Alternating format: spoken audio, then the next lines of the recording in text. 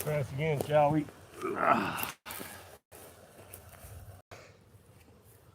All right, hi everybody, or whoever, maybe one, maybe nobody.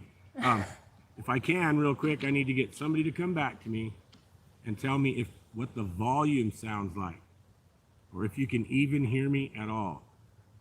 So last time I did this, I had the wrong audio cable, and it used the phone's microphone by default. So we should be good to go now, but I need a confirmation. Josh said sounds great. Sounds great. Okay, cool. Is it loud enough? Because I'm like 6 feet from the mic. Yep. Yep, They sweet. can hear you perfect. Sweet. Sure they can hear you too, baby. So howdy everybody, how's it going? We'll wait for a few people to jump in. This is going to be our number 2 of Straight Talk from the Bush. I got a few things I want to chat about and then just some random information other than that. Like I said, we'll let a few people jump on. You guys can rap to each other or do whatever you're going to do. I think Tara's going to log on so we can keep a sound check, and she can be watching for remarks and comments. First, I got to get her ass over here in the camera. So, how's everybody doing today? So I hope excellent. Weather's pretty cool. Beautiful New Mexico weather. 2 days ago, felt like we were going to freeze and our plants were going to die, and then, of course, today it's like 85 degrees in the shade. So back and forth. If you don't like the weather, wait 5 minutes. So Josh, you said was here. Josh, good to see you. Josh, don't know who else is on yet. Let me get on here. Tara's going to get on there, and I get a chance to say hi to everybody. Juan Gons? Hi, Juan. Juan Gons. Juan Gons, good to see you. All right. So in this stream, there's a couple things I want to chat up. One of them is going to be the human response to a Bigfoot encounter. I want to talk a lot toward what happens in the human mind when we have an experience like that. What's the natural thing that occurs, and how it affects us subconsciously and consciously both, and how our subconscious mind will react to that. That's one of the topics I'm going to cover, and then we're going to get into a little bit of what some people call the woo and whatnot, but really it's just the traits that people are experiencing in conjunction with the Bigfoot encounter. So we're kind of going to go over a little bit of that as well, what the other possibilities are that we tend not to factor in. So, because we tend to weigh everything against what we can associate, and that's based on our experience and what we've learned over time, and of course that's all we have to associate it with. And when we don't have anything to associate it with, that's when the subject becomes recondite. And of course that's where recon comes from, because you're looking for answers. But if you fill in those answers while you're looking, then you're not going to find anything. See what I'm saying? So in order to find, you must first stop looking. So what we need to do is not try to equate things we don't understand and judge it with things that we believe or feel we do understand in the world. So sometimes we just have to leave it as a blank. And the only way to honestly to get answers, even for ourselves, is to consider all things. But you have to remember, it's all things we're aware of. So it's difficult to consider and factor what we've experienced based on our own perceptions, because as I said, we only have to measure against what we're aware of and what we've personally experienced, and of course read and whatever vicariously. But if we haven't heard of these things, then we don't know to factor them in when we have an experience we can understand. Come here, baby. So let's get into the fear thing first. We'll just start with these 2 topics for now. It's probably going to cover our 20 minutes or whatever we decide to do this with. And if we have an audio issue or any other type of issue, go ahead and write it down in live chat or whatever you have to do, and we'll make that adjustment. Tara's going to go ahead and monitor live chat. I think you're probably off camera, by the way. I'm going to check the mythology. Squeeze over here a little bit. Oh, absolutely. We'll put you right in the camera with Uncle Rob here. So, yeah. Juan Gon said, what's the real reason agencies don't want people to know they're real? Oh, well, that's good, and we'll start with that one. And I really enjoy that. Thank you guys. Give me, because I don't know what to talk about here. I know things I want to say, but to put it briefly, without taking up 2 hours, which it easily could, the impact to just finding out we've been lied to is one. It's going to reduce confidence in authority. And that reflects back to then everything we've been shown in the past, all of it. So everything we've measured up until now comes generally from a point of authority.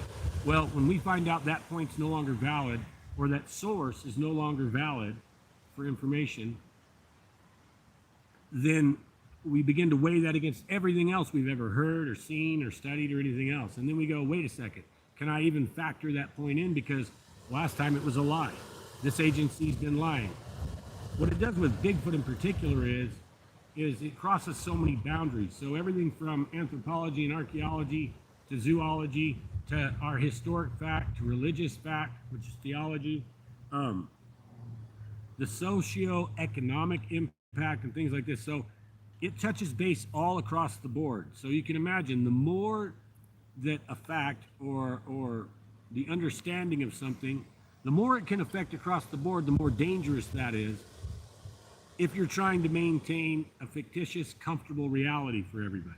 Okay, this has already been found. Don't worry about it. Go back to work. If it hasn't been found, don't worry about it. We've got pros to work on that. You don't have to worry about it. We'll tell you whatever is worth worrying about. And of course, that's a bunch of hoopla, and we all know that because they'd rather just all have us comfy, not worrying too much and not wondering too much and going to work, right? Bringing home the bacon for generally not ourselves. So with the Bigfoot enigma, you have everything, like I said, from religious to governmental to academic, and all these have special interests are in this because they've kept the lid on it so long up until this point for various reasons, whatever they may be, that exposing that truth now, look, I think the camera's crooked, but whatever. So exposing that truth now would flip all the stuff they've told you on its lid. It would make them all look like either blithering idiots, okay, or I mean, completely incompetent of their position, or them lying, okay, because there's no other room for anything else. Either they know about it and they're lying, or they don't know about it, which makes, with their resources and history, makes them complete incompetent morons if they don't know this reality's out there. So we have to assume that they do because we know that the reality is there. This isn't supposition. You've seen this thing, you've measured it, you've heard it, it's chased you, it's thrown rocks at you and all those other things. We know that's a reality behind that. Okay, we know the base of that reality is a physical being, occupies the woodlands, occupies rough terrain and areas. We know these things because we've found them to be true through experience and through others' experience that we trust. And so that truth in itself speaks volumes because it is true. It has vindication, it has validation, all on its own, all on its own. So they really have to keep the lid tight because if any one factor of that blows out, whether it be the anthropological side of this, like them and who they are as a people, or the zoological side, or anything else, it has to fit. So if any one cracks, then the whole thing comes tumbling down. So it's like a house of cards. You pull one out, it's all going to fall. That's too much for them to handle just off the blink. That's too much because they have the control on too many things and too many factors. And this one subject has a higher potential, even more so than aliens and UFOs and things.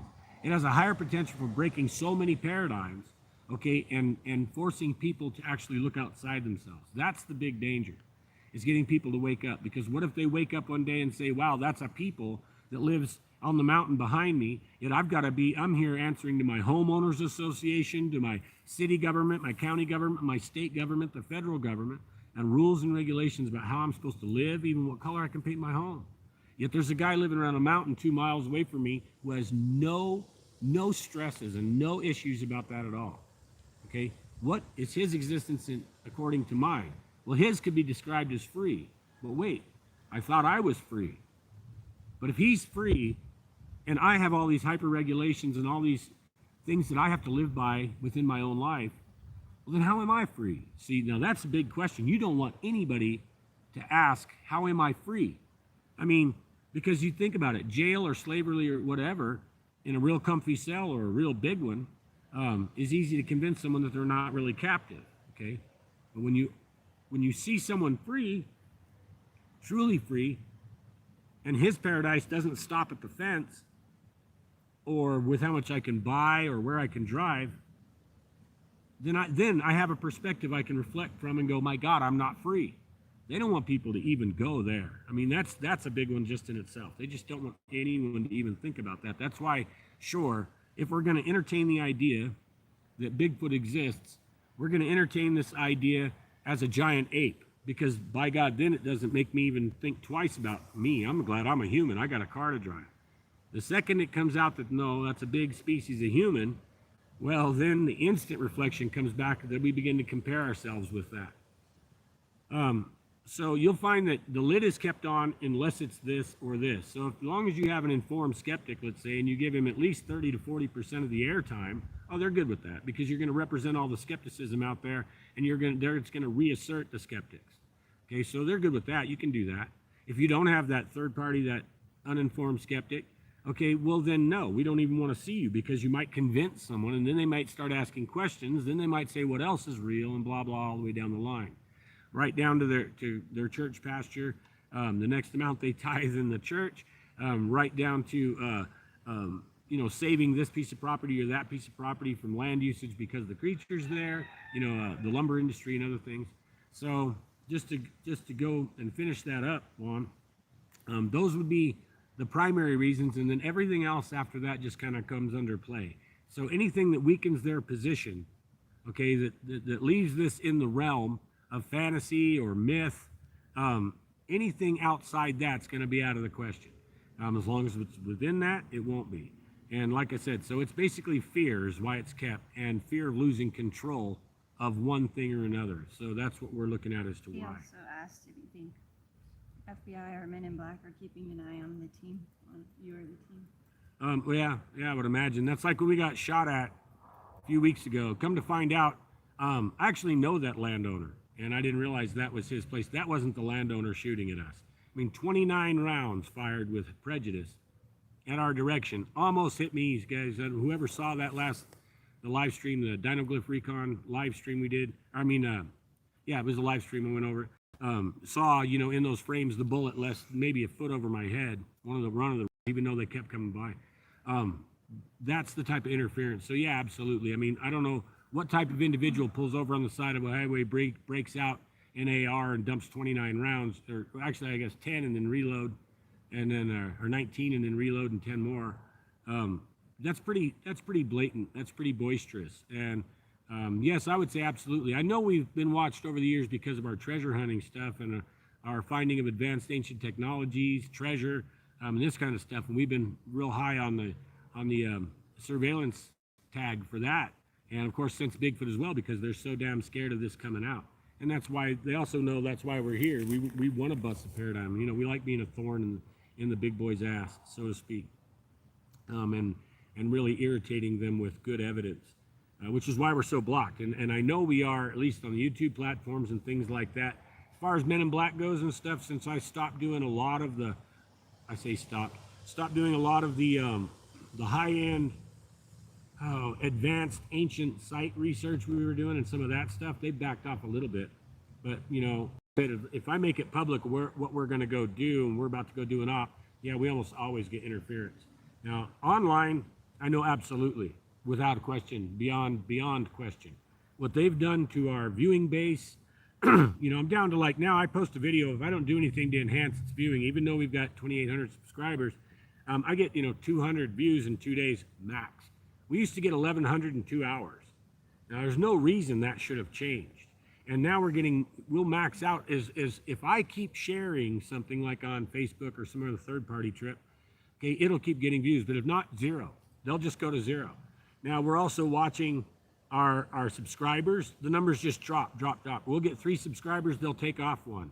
Now, I know somebody's not coming back and unsubscribing when there's no content dispute or anything. We're looking at 99.5 to 99.8% approval on all the stuff we put up on YouTube. Some of the highest ratings you could get on YouTube. So we generally have 1 dislike on every video, right? One guy, I don't know who it is. He pops up right away. He dislikes it. He's probably already disliked this. Don't really care. I love him. He's almost like our little token disliker now. So, but the point being is that our likes will often range at 100%, yet YouTube is not showing this in recommended videos and things. Often we don't even show up in search. Our subscribers never see our notifications, or very rarely. They write us all the time saying, hey man, I'm unsubscribed. Did you do that? I tell them absolutely not. They say, well, I've already done this twice, and every time I go back, I'm unsubscribed from your channel. So YouTube actively removes our views from our statistics, our hours watched from our statistics. They remove subscribers. They remove the number of views, the number of likes, and they pull comments. And you'll still see the number of comments up that were original, but there'll be 3, 4 gone. We're not deleting those. Our comments are almost always 100% positive. Very rare do we ever have a negative comment or negative input, ever, right? But yet they pull comments out of the thread. I never even get to read them. So this is something too. If you guys ever look back through your comments, don't see your comment, rewrite it, send it to me in a PM, whatever you got to do. Biggest thing that we notice is just the lack of sharing and the lack of ability to get the word out. Alpha Omega said, I've heard there's something about Bigfoot's DNA that gives credence to the ancient alien theory that we are the product of genetic manipulation. Do you ever hear about this? Yeah, absolutely. I've been involved and talked with Melba quite a bit and all this, and the theories kind of bent that direction. And mainly that stems from the timeline. And there's not, and I led to this when we first started talking. This is kind of what I was talking about. Since we only have this and that to associate it with. So when we get these time frames down, let's say that the DNA came around and something came up at 10,000 years ago. Okay, that's what it's showing up, that these things came into existence 10,000 years ago. Okay, then the first thing we want to do as people go, okay, what happened 10,000 years ago? Then we say genetic manipulation. Oh, what genetic manipulation 10,000 years ago and all this? And we come to the Anunnaki or the Nephilim, whatever. Okay, but here's what I want to go at. So that's because that's the popular thing being pushed. So there's thousands of cultures around the world. Most of them have a history going back that far, and most of them have a history of some form or another being or God creating some form or another being or God. Like Brahma that made all the monkey people to build the giant bridge. It's called Adam's Bridge, to build a giant bridge spanning a part of a sea. That now experts are saying, yeah, it looks like somebody must have built this thing. Okay? And they're dating it 1,000,000 years ago, whatever. But the fact I'm saying is that this individual needed a workforce, so he made monkey men. He combined some type of ape and man to do the work for him. Okay, now why would we think Nephilim or Anunnaki when here's another history where they've actually verbatim stated that he took some type of big ape and man to make him more robust and worker and put him to work on this thing. But people say, oh, Anunnaki and Nephilim, because they're unaware or unfamiliar with that tale. There are thousands of tales we could equate this to. The biggest point I want to get on those, though, is, and I want to address that, it's one of the points I had been wanting to talk to you guys about. Because Nephilim is absolutely incorrect, because those were the heroes, okay? Those were the men of the men of power, the men of honor, the men of glory. Okay, these were what they called superheroes. They were the super people. They weren't covered in hair, for one. Nothing. They were absolutely looked just like you and I, of greater stature. Period. When we see the Nephilim in carvings and everything, they're never shown as a Bigfoot type creature. Even though we do have, there are ancient drawings and ancient carving things of Bigfoot type creatures. Just because it says genetic manipulation, they were giants, and 10,000 years ago, there's no even reason anyone should go to Nephilim, because Nephilim were a creation of the fallen angels and women. Okay, so, and they begot giants, not giant hairy covered people. They begot giant people, just like you and I. Okay, and they were the heroes of old. They were the kings of old. They were the rulers of the earth. They were the most intelligent people out there, and they were highly technologically advanced. They introduced political rule. They introduced laws. These are nothing consistent with the Bigfoot people. We're talking the Nephilim. We're highly into super organized, super orchestrated, super structured life, okay, who had levels all throughout their whole thing. Was the kingship down. So everything was an oligarchy, everything in their whole deal. This is not what we see is consistent with the Bigfoot peoples whatsoever. In fact, it's the antithesis of it. Everything we've ever been told about Nephilim or Anunnaki is exactly opposite of everything we know about the Bigfoot people. The association never should have been made. There's been a lot of genetic manipulation over eons on this planet, and not just by that group. Okay? Now, it may not even be genetic manipulation. We're jumping the tables here to say that. Even Melvin never said necessarily that had to be the case.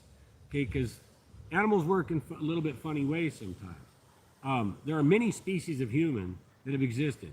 And even like Denisovians, we share most of our DNA with Denisovian. They were an ancient type of human that eventually we sprouted up from. They weren't supposedly, they were not some other thing. Denisovian is a human. Okay, Neanderthal is a human.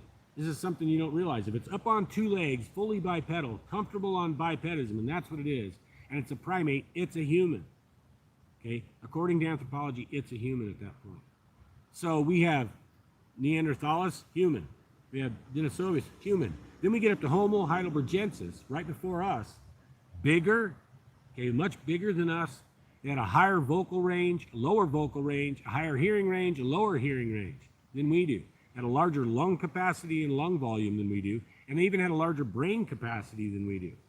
Homo heidelbergensis. So why aren't we going there instead of Nephilim and all these other things? It's just because people aren't familiar with them. Okay, so that's how everything is. We equate it off what we know. Now I'm going to slide right into the subject matter of this talk. So when we see a Bigfoot, okay, we think, okay, well that's automatically a Bigfoot, right? You really don't know what that is. Okay, and I'm going to blow something backwards for you that I did on an interview the other night, and I really want to share it with our people here. And that is, in the 80s, and I'm sure it was even 20 years before this, but it was made public in the 80s. They had metamaterials, God knows how they figured them out, that you could weave a suit out of, okay, that the suit itself could become intelligent. It could maintain a temperature for you. It could maintain, basically, yeah, your life support system. It can maintain all these things for you. It can stiffen or soften due to the need sensed by the suit automatically. The fibers themselves are the computer. There's no chip base, there's no power source. We invented this. Okay, that if you fire a bullet at it, the second the bullet hits, it can react so fast that it become absolutely bulletproof, but yet be soft and supple. It can be waterproof, or it can breathe air. It can change temperature. It can do all these things. One of the biggest things that this material was capable of doing is becoming a super strong mechanical suit, a fiber mechanical suit, so that it could enhance your body in every movement that you do. Be faster, stronger, and all the above. Now, they do everything they can in DARPA projects, and research and development does everything they can think of.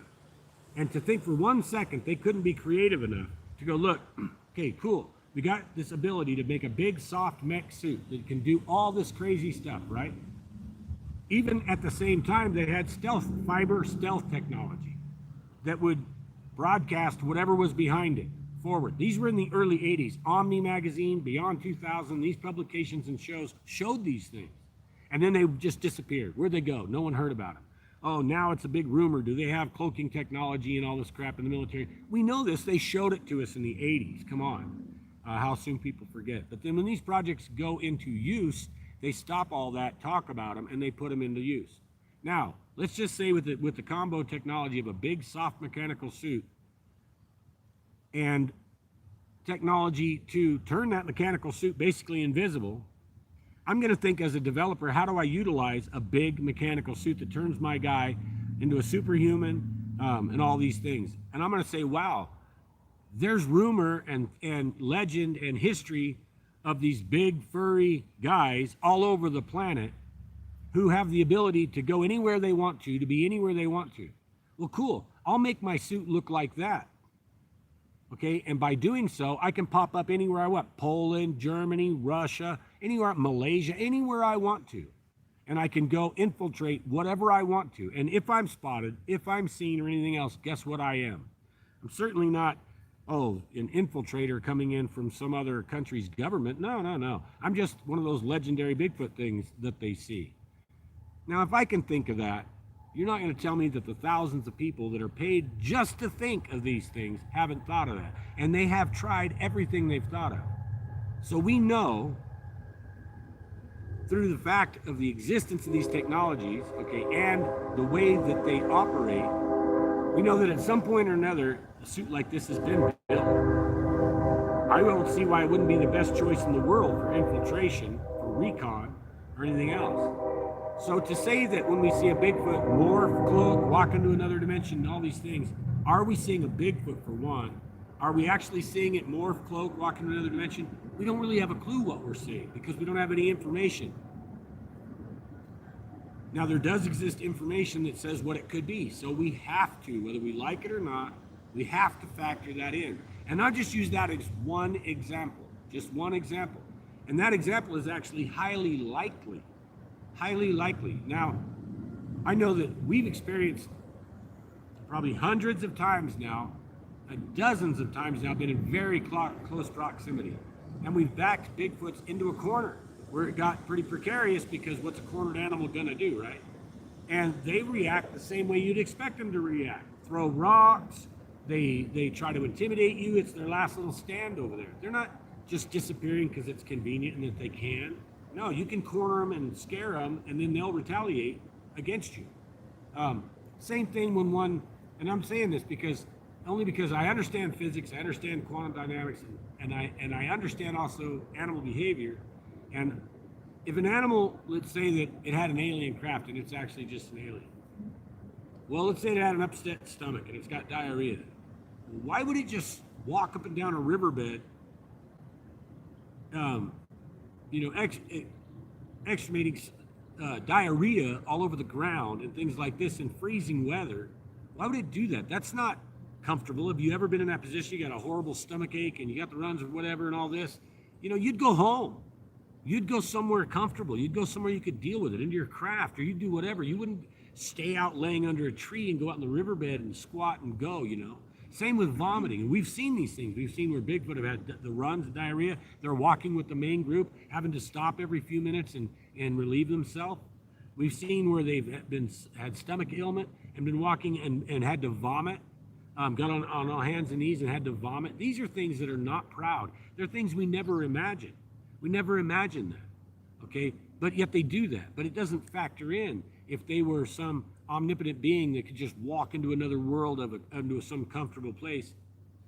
Why are they out there freezing in the riverbed and hungry, so hungry that they have to do strange things after extreme weather, like bleed goats out and suck them dry, okay, to get the iron and the salt and the blood, because that's survival. These aren't things that beings do that are visiting here from another planet or whatever. No, it got cold. I had to hunker down for 5 days. Now I drastically need iron and salt. So I'm going to go do that. And we see them do that. These are indications of a real creature out there that lives by the same natural laws and standards as all of us live by, and that we all have to fit with. These are nothing is consistent in the reality of the investigations. Nothing is consistent with the reality that states, A, they're from another planet. B, they can step out of this world at choice by any moment, or any of that. And I'm going to go into, before we get to the next question, I'm going to go into one more part of that, and this closes it up. And that's to say that when we say, oh, he walked into another world and it's another split dimension and all this stuff.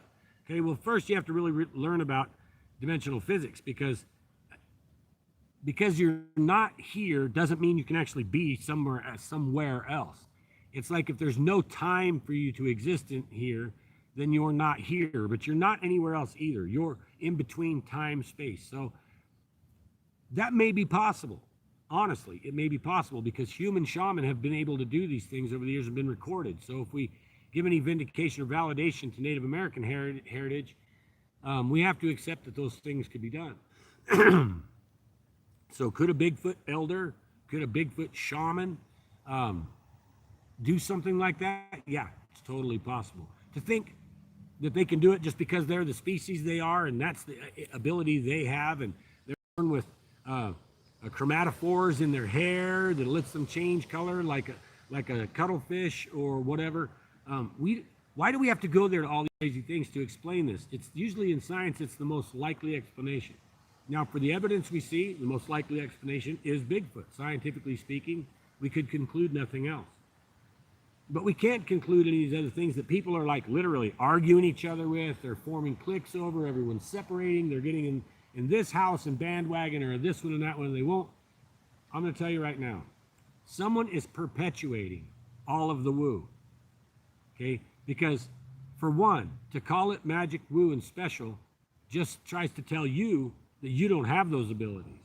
Okay? That it's something unhuman, that it's something supernatural or paranormal. No. It's natural, it's normal. We share all these abilities with these animals. Every single one of them.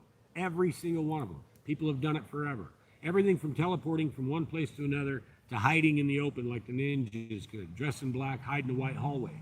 Because it's that thing that I want to talk about with the psychology. You don't have to vanish to make it look like you vanished. All you have to do is fool the person's mind into thinking you vanished or perceive that it wanted you to vanish. So most people will see something disappear just because it became too scary. And they think that there's some type of a tube from their eyeball into a screen on their brain, and there's not. Okay? It's a sensing apparatus that then goes through an interpretive filter in your mind, which is why we can have hallucinations. Because that filter can add something or take something away, and it can do it at any time, and you cannot tell the difference. Okay? So most people sense such extreme fear, even hardened combat vets. What we hear Steve Isdahal tell over and over and over, hardened combat vets comparing the worst combat I've ever been in, no matter what the thing, it guns to my head, the whole 9 yards, held down by Taliban, everything. Nothing was as scary as this event. Okay. Now we know in psychology that under extreme fear conditions, the brain can do all kinds of crazy crap, and it does. It can lock people up. I mean, lock them up, put them in a coma. It can do things like change people's hair color, literally do that. It can affect things that bad, fear. Most of the odd things that are happening, we also see in accounts accompanied with fear. Okay, so we can't assume that what we saw happened. We cannot assume that. We cannot assume that. We have to understand that we are feeble in our own mind and we have limitations in our own mind. And if our fear levels are too high or our ability to deal with something too low, our insides are going to change that right now for survival of the mind, its thought process. Even if it's just challenging everything you know. Let's say it just challenges the world and what exists out there, and it's this huge paradigm shift. Often your mind won't let you know that. It won't let you know that because it doesn't want all your walls and worlds to come crashing down around you. It wants everything, just like the government and everybody else powers that be, it wants everything nice and smooth. Go on to your next day. Do everything with as few waves as possible. Okay, so we can't trust our own mind on that end until we lose the fear. Okay, fear is generated by a lack of understanding. There you go, circle jerk. We don't know what to compare it to. We don't know what to associate it to. Therefore, we cannot form understanding. Therefore, we cannot beat the fear. So only through equating everything that's possible, be it DARPA technologies, be it even the alien connection, I'll grant you that, but steering everything we experience toward the other evidence, it all has to make sense. So I'll tell you about something about truth. Truth always makes sense. There's no component of truth that doesn't make sense. Okay, when you add truth to a picture, it clarifies it, always. Okay, when you add supposition to a picture, it often just takes it into another picture and another picture where you have to find another reason to explain the reason you just explained it with. When those things begin to happen, you're sidetracked. You're already going down the wrong road. Because truth will just simply open doors. Truth will simply show you realities. It'll show you more truth. Okay, so it may ask more questions, but it won't take you down more misunderstanding. Okay, so what else we got anyway? My phone died, but Alpha Omega asked how you feel about Todd Standing's videos. That's a pretty big one to ask. So, and you know I'm the guy that's going to answer you. So most people you ask that question, especially if they're a face in the Bigfoot world, really, they don't want you to ask that question because they know so many people are on one bandwagon, so many people are on the other. And like I said before, all through assumption generally, everyone is so staunch and hard-nosed and they've divided. And this is where I'm going to draw the line at Todd Standing's research or whatever. Okay, my experience with people tells me Todd's not a bad guy and he's not being dishonest. Just on that end, without anything else, okay? Because I've been around an awful lot of people, man. My shit magnet is pretty big, so I've encountered a lot of them, and my bullshit meter is even bigger. Okay, so I don't detect bullshit off this guy.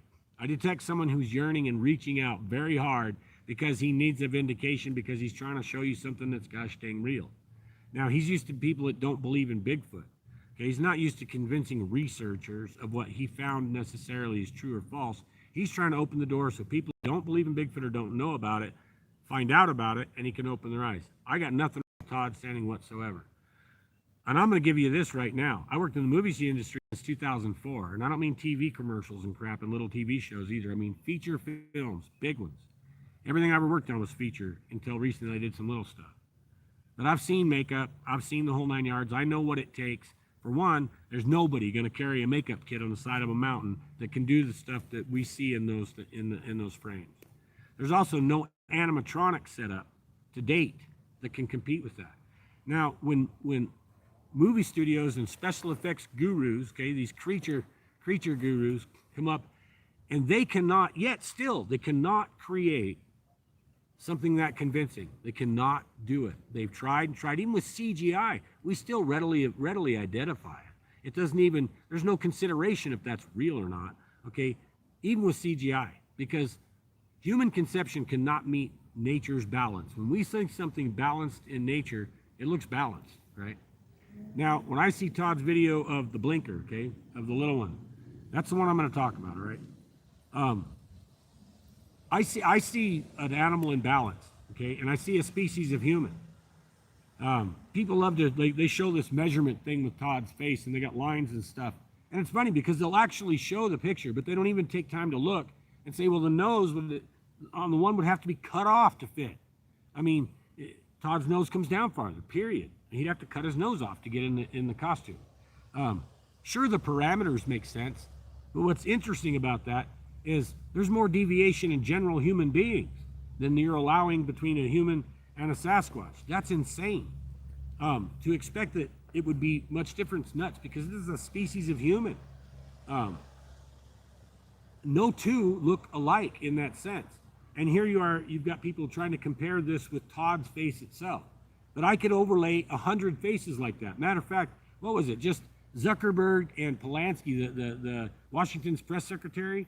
I mean, you can take their hair off and they look identical. Do we really believe they're the same person? And they're dressing up Mark Zuckerberg in drag, and he's out giving press releases for the new president? I don't believe that. Yet they look identical. You can draw the line straight across on them, but I don't think they got the same body parts, honestly. So the comparative analysis, I've never seen anything done decently. I haven't seen anything yet to make me actually stop and say, no, that's not real. The simple fact of, okay, so if Todd wants recognition, all right, if whoever did that, if it's fake and whoever did that makeup wants recognition, and this is what's nuts, is they could do that one bust, okay, and get all the recognition they ever wanted from Hollywood. They can get any creature effect job they wanted in Hollywood. They could be making millions of dollars a year, not out there trying to convince you that some Bigfoot exists for no reason other than to get bad mouth, bad talk set aside. I'll tell you another thing. One person with him couldn't have done that. Not one person. They'd have had to have support people that are doing this. The other thing is, all right. So your phone died? All right, baby. The other thing is, there's also nobody that good at keeping a secret. Nobody. If they did this, somebody would have talked by now. Somebody would have talked. Someone would have said, yeah, I know his girlfriend. She's a makeup artist, and she got her hair over here. She got the makeup over here. She got the latex over here. She got the... No way in the world can you hoax something to that degree and keep a lid on it. This isn't the CIA. They don't keep secrets that well. The KGB doesn't keep secrets that well. Yet, supposedly, Todd and his girlfriend pulled off the best makeup, best creature effect job in history on the side of a mountain. So, I mean, we've had Bergen-Eagle, we've had Meldrum, we had Les Stroud, all up there on that mountain. That place actually exists, and the place he filmed that wasn't near town someplace. To have done all that up there in a place where Les Stroud and them couldn't figure out where to land a helicopter. They were going to fly up there, and they couldn't do it. They had to go up there and get on vehicles because they couldn't land a chopper. That's how remote and dense it is. And I'm supposed to believe the best creature makeup, creature effects came off that mountain. Don't lift it up. I'm not. Okay. I'm holding it so I can scroll the comments. I got you. The motors will fight you, that's what I said. So when we looked at this stuff, how possible is it really? So the big deal wouldn't be that there was a Bigfoot on there. It would be what they pulled off.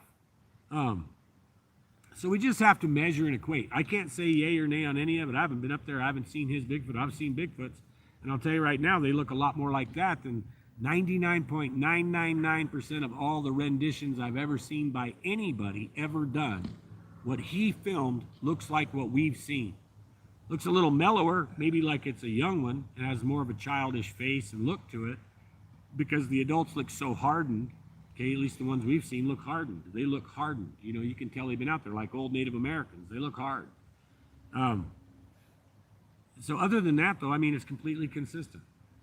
So personally, I would, and this is just using a skeptical scientific brain, the evidence weighs toward Todd's films being authentic. If we just unbiased, weigh it one way or the other, like it, don't like it, I don't care. It doesn't matter who Todd is, doesn't matter how he speaks, it doesn't matter what he does for a living, that's irrelevant. Ask about the sound because somebody said it's hard to hear you. Okay, yeah, so how's this sound now? It should still be good. So it shouldn't be hard to hear. Is it hard to hear? Let's see. No, Josh said it sounds great. Okay, maybe it's your device then. Double check your volumes up. That was One-Eyed Mike. One-Eyed Mike, yeah. Double check your volumes up and everything. We got other people saying it sounded great. It should sound good, hopefully. So last time I live streamed too, I'll go back real quick. I had a wrong cable on the phone, and it wasn't enough pins on TRS cable. It wasn't for the phone jack itself. So now we're using our ceremonic mic setup. So it actually should sound really good. Hopefully we don't have any wind noise. Yeah, but so what else? We got any more questions? Any more information you guys want to run over? What else we got, Miss? Somebody May? said they had heard about the aquatic ape theory, but I haven't heard that. I said it was interesting. Well, there's a lot to tell about that because the hooded nose. So because the open nostrils, I mean, they put a moat around a gorilla pin, and it's enough to keep them in because literally their nostrils face up. So they have a potential. Gorillas will get in the water, but they have a potential of actually drowning if they submerge because their air's just gonna come out the top. The only way they got to block it's the tongue. So. Alpha Omega said, did you ever find out who the girl was that was screaming in the audio clip? No, I've never known. I've got anything back from that. And you know, I should try to follow up. I asked for a follow-up if they ever got one, and I never received any information back. So maybe I'll reach back out to those people and see if they ever followed up with local authority on that at all. I know they did call the sheriff on that stuff, but I don't know whatever came of it. You're welcome, Richard Pictures. Huh? I love you. You should be on this side of the camera, though. I should probably be back there. They'd much rather see you than see me. But anyway, yeah, so that's kind of where we were going on the subjects. I'm glad you guys asked those questions because they led us right into kind of what I want to discuss. You know, I'm not going to put down anybody by saying, no, they don't go into a portal or no, they didn't hop out of a UFO. But I'll tell you this, I mean, factor this. People think, oh, they got a connection to aliens because we've seen them in a beam of light under a UFO. Hey, man, they've seen cows in a beam of light under a UFO. But does that mean the cow had some deal with the alien? No, it probably means he's a victim of the alien. And they do the same thing to people. Travis Walton, hey, man, his friends looked over and he got hit by a big beam of light. Travis didn't have a deal with the aliens. So why would we think the Bigfoot does, other than it fits the fantastical sense we want to have about them? It really doesn't indicate anything. It's not even a raw indicator we should even go that direction, because if we look at beam of light, animal, UFO, why would we select the Bigfoot as a different thing than everything else? We need to factor all that together. Same as tracks disappearing. That's the other one I wanted to mention real quick. Tracks vanish, right? Boom, boom, boom, out in the big snowy field. Tracks vanish. Come to an end. Go nowhere. Wow, must have walked into a portal. Okay, but they found deer tracks that do that. They found bear tracks that do that. They found human tracks that do that. And some of the humans that they've done that have never, ever shown up again. That's where they tracked them. Their tracks vanished in open snow and they disappeared. And they're gone. They're gone. Did they open a portal? Did the deer open a portal? Did the bear open a portal? No. So what we know about Bigfoot is this. We know tracks disappear in the snow. Okay, why would you ever go to anything other than look at all the other examples of tracks disappearing in the snow? That's where you go with that. You don't go, oh, Bigfoot must have walked into a portal. No, you look at all the other tracks disappear in the snow. Whatever happened to those is most likely what happened to the Bigfoot. So if those people were taken when they were or snatched or they walked into a portal, then it's the same as the deer walked into the portal. I don't believe the deer opened a portal. I told this story not too long ago on an interview. My old mentor, Jerry Gray, greatest guy in the world, man. You couldn't sneak up on this guy. You couldn't. He'd know you were coming 30 minutes before you ever showed up. Wouldn't matter if you were driving, walking, flying. It didn't matter. He knew. Okay, so I learned a lot about what we can know and what we can't know. So Bigfoot's doing the same thing as Jerry. It's just because he spent so much of his life in combat and so much of his life out in the hills. Well, one day he was walking down a hot riverbed in Arizona, and it was real hot. It was probably 115 degrees at a place called Paducci Flats. It's north of Phoenix, south of Bumblebee. Okay, and so he's walking down the Agua Fria riverbed there, or I guess at that point it's not the Agua Fria, above the Agua Fria. And he came back one day and it was super, super hot. Boy, he looked flustered and he looked surprised and looked a little shook up. And I said, what happened? He said, well, I was just down there walking. And he said, a couple miles down the river down there. And he said, all of a sudden I started feeling lightheaded. Everything got kind of fuzzy and everything felt real thick, like I had to push through the air to walk. He said, just a second. He said, I thought I was getting heat stroke. So I was about to sit down, about to go in the shade there and sit down. And he said, right then all of a sudden I was out of it. He said, it was all gone. I felt normal. Everything was out of it. He said, but I wasn't standing where I was when it started. He said, Rob, I was about a half mile further down the riverbed. Okay, so Jerry walked, and he said, I looked around. He's a tracker. He's my mentor, man. The guy, he could track anything. He could track a cotton ball across a parking lot. And he told me, he said, Rob, my tracks were right there, but they didn't come from anywhere. There was no tracks. He said, and I worked my way back that half mile to where it happened, and my tracks just vanished. There you go. Tracks just vanished. Jerry's freaked out. My tracks just vanished. Okay? Jerry ended up a half mile away. God knows where he could have ended up. Okay, but there was no time and space between him and that half mile for that moment. Is that a natural eddy in time space? They occur. Time wraps around things, gravitational fields, orbital bodies, all these things put eddies and ripples in time itself. Is that what occurred to Jerry? But my point being is, did Jerry open a portal? Okay, no, he didn't. So why would we assume that Bigfoot did? And I'm not saying he didn't, but you can't assume that. There's too many other things to factor in. And you know what? There should be no conclusions made on that level. All that level is gray. That's our gray assumption level. Don't ever raise anything up and go, I'm going to form a conclusion up here when you don't have as much information, especially when you don't have enough information to associate it with. DARPA research projects, quantum physics, and all these magic, whatever. Are we experts in those fields that we can say, oh, that's what it was? No, these are all assumptions. So we should leave it in the gray matter down here. What we do know is there's a creature out there. It's most likely a species of human. It's got its shit together. Okay, but it has the same failings as we do. It gets tired, it gets hot, it gets cold, it gets lonely, it gets sick, it gets the runs, it gets all these things. These are things we know, right? Things we know. What do you got, honey? Juan Gans asked, do you think they're cannibals? And if food was scarce, would they eat humans? Yeah, I don't even think, they is a relative term. So all of them, maybe not eat humans. And I'll address the other question in a sec. So some of them, absolutely. Absolutely. What was the first part of that? Do you think they're cannibals? Oh, yeah.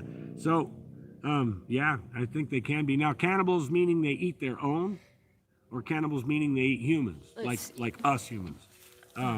So there are good reports that indicate through evidence that they've eaten people.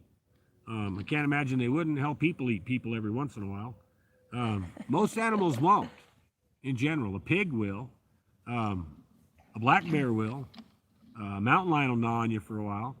But not many animals. You could throw down a person in front of most things and they will not touch it. They just won't eat it. Most things won't eat a person. So Now, whether or not they eat their own, like there's been talk about. I mean, I've been in discussions that we weigh every possibility. So, do they eat their dead? When they pass on, do they process them and munch them? Probably not. There's a possibility they may process the body, and in one form or another that makes it unrecoverable. The monks in Tibet do the same thing. They chop up the priests and throw them out so the vultures eat them, or so the condors eat them, and the vultures. So there's nothing left of them. I mean, they're digested completely, gone. And if he's got a tooth that didn't digest, hell, it got dropped from 2,000 feet over the mountain over there somewhere. You know, it's not going to get found.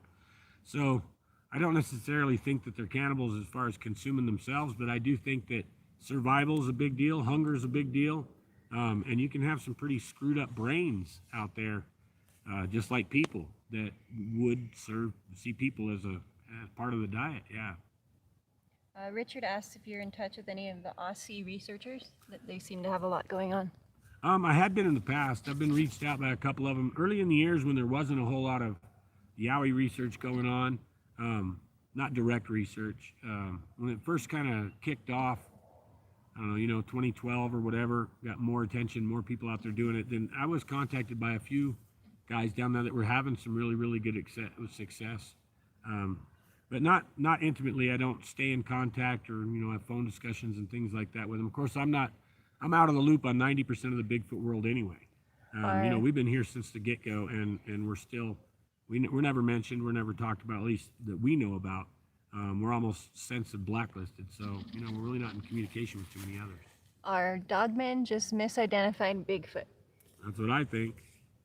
Of course, as I said, there are other research projects. There are a lot of other strange things that have been going on the planet. There's a lot of beings that are reported to, some of them live inside the earth, that have been purported to be doing genetic manipulation, genetic creation. Do I think dogman is a viable species? Nope. Do I think Bigfoot's a viable species? Absolutely.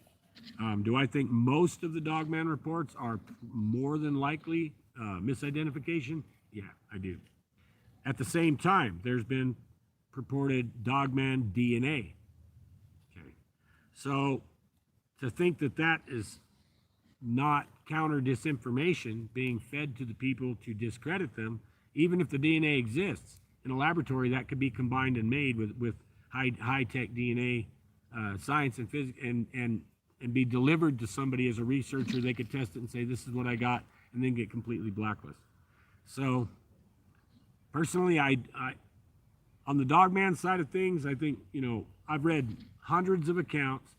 Most of the accounts I'm read were not definitive enough to say dogman and not something else, for sure. Most of the pictures I've seen have either been not an animal, a known animal, or a Bigfoot that I've got to look at and actually test. Because there's ways of testing photographs to see what's out there by light frequency. So, and I just haven't seen anything that actually declared dogman yet. I've seen one sketchy set of footprints that were pretty damn sketchy that I got sent photos of. And other than that, I've never seen any evidence that would have even led me to think dogman yet. Just plain and simple. So, Wangan said, man, brother, we need you to upload new Sasquatch expeditions. You're really on top of the game, and you're onto something, them being some type of human. Oh no, and it's pretty sure about that. So, and it's funny because Tara's doing anthropology right now. She's taking the courses, and they've got some pretty cool paragraphs and some write-ups. So they got a full 2 pages inside of We're going to do a video on that. Yeah, we are. On her curriculum, we noticed they got a full 2 pages on Bigfoot. And even though they're telling you all the reasons it shouldn't exist, blah, blah, blah, blah, blah, the last paragraph, the only one that matters, if you read code and you want to decipher anything, just go to the bottom. It's the last three sentences in the last paragraph usually break your whole code every time, okay? So like they say in there, they say that if it is an ape, primate, and it's walking on 2 legs, it's a human. And they said, if it exists, it probably doesn't want to be messed with, so leave it alone. That's in the anthropology book. It's probably a human, leave it alone. That's what you take it from it. So they're not saying it doesn't exist or anything like that. They're telling you it's probably a human, leave it alone. Like, we just don't need to do that. And they We did a don't need to whole touch page explaining why it probably wouldn't exist, but then summarized with. that. Right, so you should be over here with me. I know, I wish we could read comments and my beauty could be next to me. And they put 2 parts, like 2 pages in the book devoted to it, so that's weird. They didn't have to put it in there at all. No, they didn't have to mention it. And they could have thrown in just a simple little paragraph and addressed it. Right, it's almost like overcompensating. Or they could have just made fun of it to Right. totally dismiss it. But. Yeah, exactly. But you're seeing the anthropological sciences today feel the need to address it. And they feel the need to let their students know that, yeah, if it exists, please don't mess with it.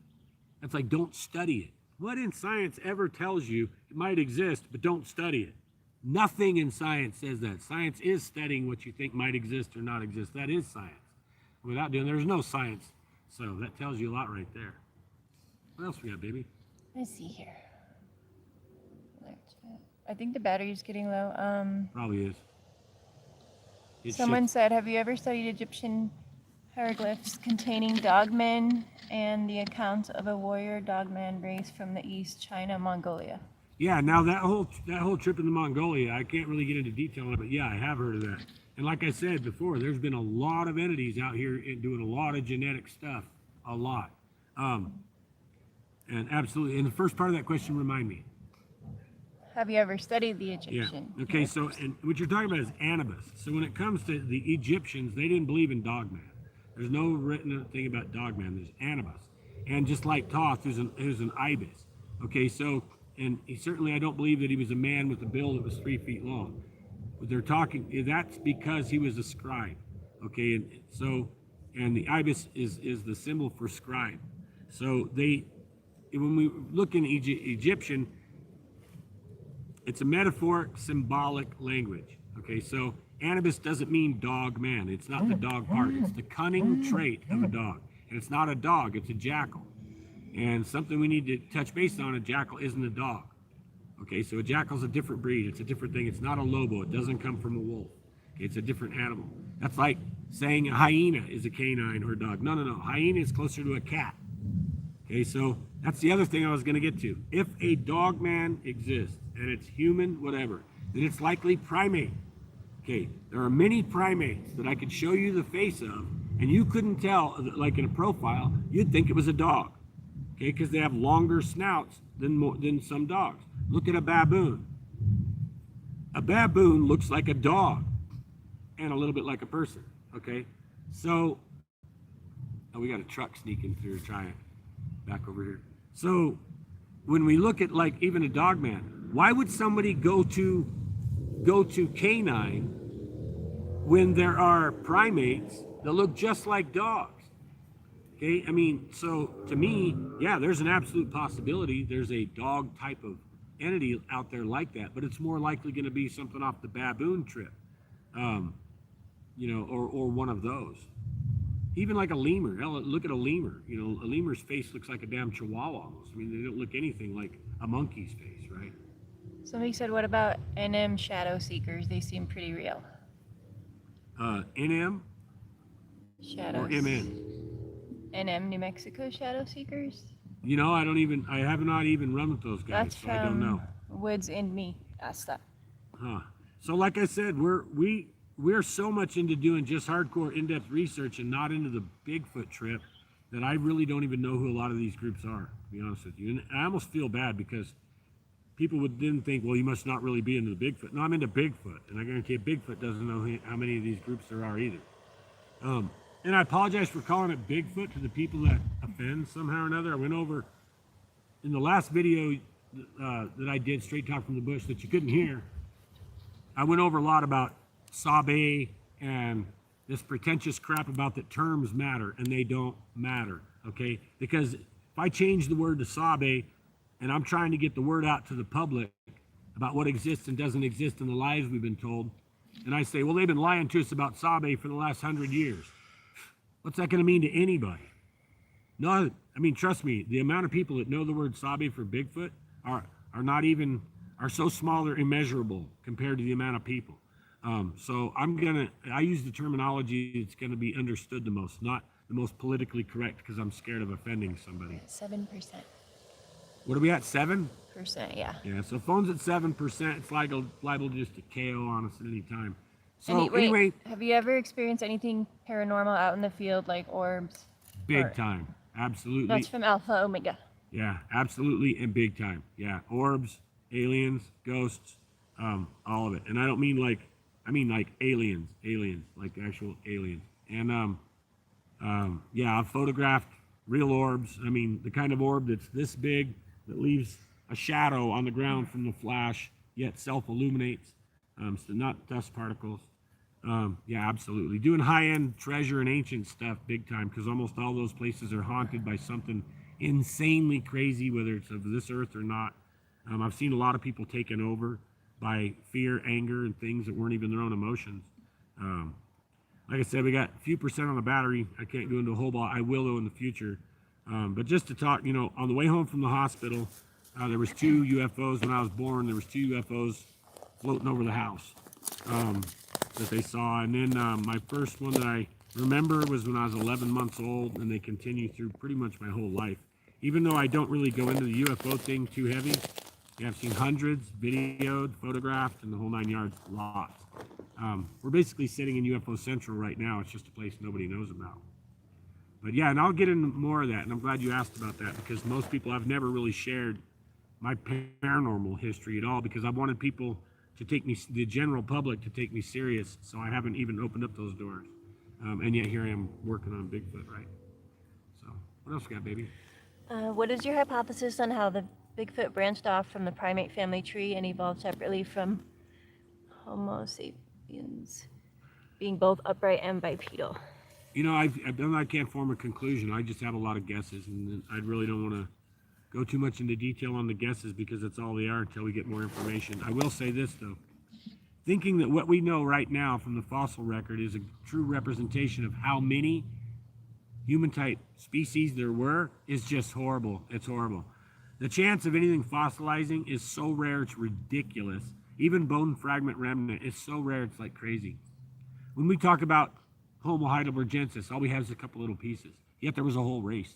We talk about like Gigantopithecus. All they have is a little jaw fragment. Yet there was hundreds and hundreds of thousands of them where we couldn't have breeding populations. Even a chimpanzee, they have one piece of a jaw this big, just this big, one side, is the only fossil remains of a chimpanzee ever found. So if they hadn't found that one, we would have never known chimpanzees exist. Besides, they're still alive. But if they had gone extinct, 200 years ago, you'd never believe they ever existed. No, it would have been a mythological creature.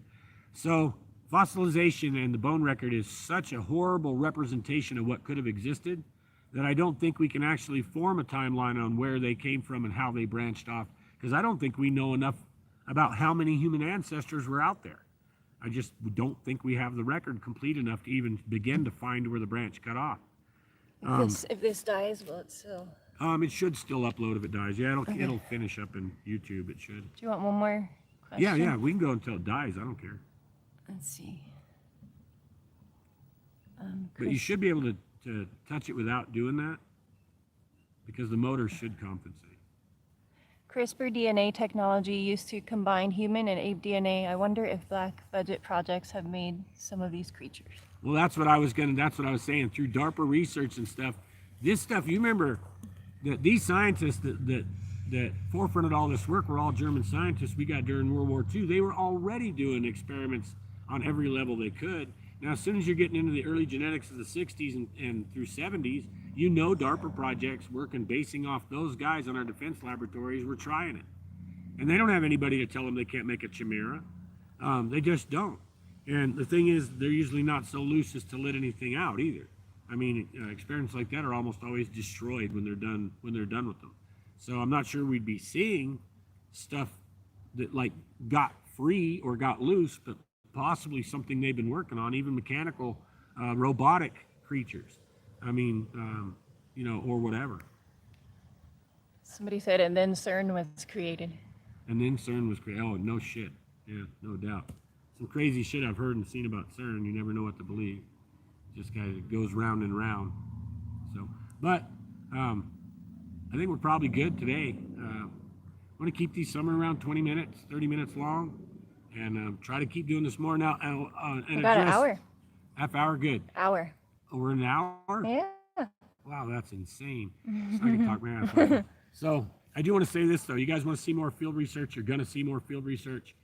We're gearing up and gearing up and gearing up. I've been absolutely busting my ass, working myself to death, trying to get us into this home that's big enough we're not stepping on each other when we walk through it. And so we've really been working on this place for almost the last year. And we're about wrapped right now. We're about to get in it, and then we're back into hardcore field work. Now, we've been doing stuff the whole time, and we have a lot to get up. It's just the time it takes to do the editing and all the other crap. So that's why you're seeing live streams like this. It's like hell with being pretentious, hell with being special or prepping for it. We're just going to go for it. But expect to see a lot more field stuff soon. I've been wanting to do it live. And part of the reason is because I'm really just tired of my videos being buried. And, you know, we're going to come on this stuff for real, and that's something I'm scared of too. I don't want to just record it. You people need to see it as it happens, or you're never going to believe some of the stuff we're going to show you. It pisses me off, and I'm standing 40 feet from a giant male Sasquatch, and I'm sitting here recording it thinking in my head, no one's ever going to believe me. You know, if it was live, and it's live, and I'm going, Larry is right there, and his head's popping up, you guys are a lot more likely to accept some of that. But I want to ask this though, please, please, please. I don't care about views, nothing. I don't even give a rat's ass. I'd delete YouTube in a heartbeat if we weren't on a quest to bring the truth out. That's my life. Please share the video, the channel, whatever. I just don't care about the rest. Just share it, because we have to beat what YouTube and these algorithms are doing to prevent the information getting out. There's a reason that like Steve Isdahall's allowed to have all the subscribers and views and things like that. It's because he's telling you stories that can be taken with a grain of salt, black or white, maybe, maybe not. We're not. The powers that be know. We grab something and we put it on the table. Boom. Somebody asked how they can support.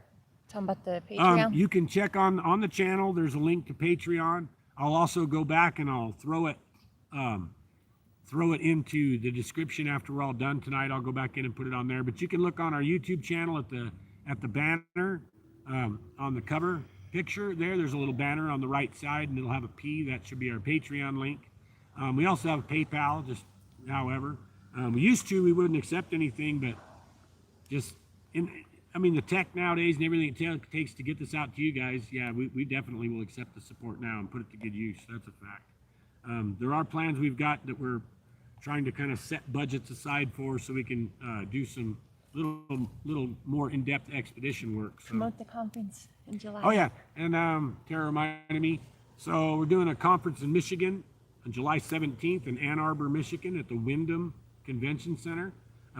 Whoever can make it up there or whatever should do it. MichiganBigfootConference.com, I think. There you go, and they heard you, I'm sure. So it's at the MichiganBigfootConference.com, and you can go get for more information. It's the best, it's the nicest venue I've seen photographed or anything yet. It's a beautiful, beautiful venue. You got Igor Buristev up there, Ken Gerard, you got Cliff Barackman, you got Adam Davies, myself. I'm not too familiar with the rest of them. I do know those guys. It's going to be the first public conference I've done. I've done scientific presentations and conferences at universities and such like that, but this will be the first one delivered directly to the public. And we're going to bring up some cool stuff and some cool understanding. I've definitely saved a few things for up there. We're going to try to also get some expedition work in before July 17th. So, but make sure you guys don't miss that. That's a big deal. And those guys that are putting that together aren't doing it for the money. They're wonderful researchers. They're great guys. They're honest. Matter of fact, they're not taking any profit. All the proceeds are going to go directly back toward Bigfoot research. So this isn't a money grab or anything like that. And after the conference also, we're going to be going to the UP at Upper Peninsula in Michigan for leaving straight from the conference. We're going to go up there for 5 days in the field. And so I'll be rough position, 5 days remote from the UP. And then we'll see what we can get out of there. I don't think there's going to be any kind of live or cell service. But it's possible. If we had enough support, we'd be running satellite comm and doing everything live from the field. We'd show you everything. That's where we can get to hopefully in the future, is get tech good enough that we can live stream from no matter where we are. I've already signed up and paid for Starlink, but I don't think they'll have the equipment and it won't be able to move it up there. They won't do remote location on Starlink yet, but that's why we did Starlink, so we can take it out in the field with us. So